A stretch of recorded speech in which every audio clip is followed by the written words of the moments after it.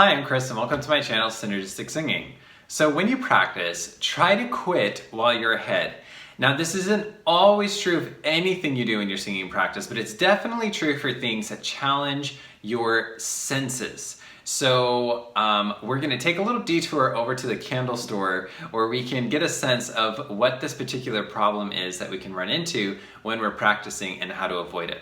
So if you've ever been to a candle store, you'll smell that first candle and you'll be like, okay, that's vanilla. Then you smell the next one and you say, oh, okay, that's cranberry. Oh, pumpkin. And then, oh, coffee. And then, oh, I don't know if I can smell that quite as well. And then you get to the next one, and the next one, and the next one.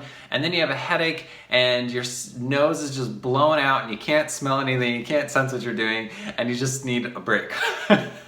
So when we're singing, especially certain skills, we really have to listen very, very closely. We have to sense the second our voice changes vowel, the moment it gets to a louder volume, the second it goes a little flat or a little bit sharp, and this really requires a very careful attention.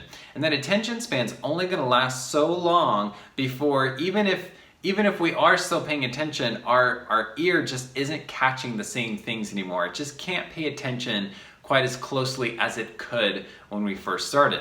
So what do? Well, it's pretty simple. You just take a break before you get to that point. So if you're at a candle store, before your nose is like just can't sense anything, can't smell anything anymore, take a break, do something else, and come back to it. And then you have your fresh perspective again. You have your more sensitive nose now is ready to sense these differences. Little by little in your singing, you're going to notice that you can pay attention and listen more deeply and for longer periods of time.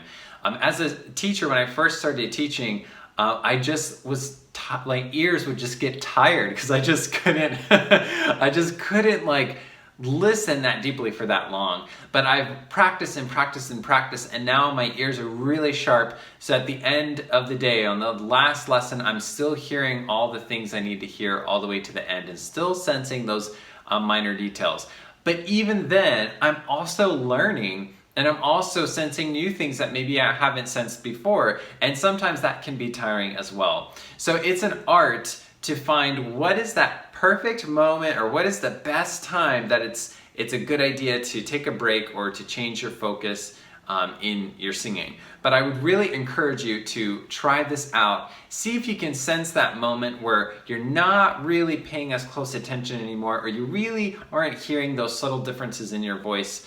Or maybe you're not getting that delicate coordination that you were at the beginning of your practice session, and that is a great time to stop. The first few years that I was singing, I would blow way past this point, and so I'd accidentally practice with less than my best technique, we could say. And so then it was a little bit harder to get back to the coordinations that I had discovered that were actually really helping me. So I'm excited to see how this will help you in your practice. For more videos like this, make sure to subscribe. And for voice lessons, either online or my Austin, Texas studio, go to synergisticsinging.com/schedule a lesson. Thanks for watching.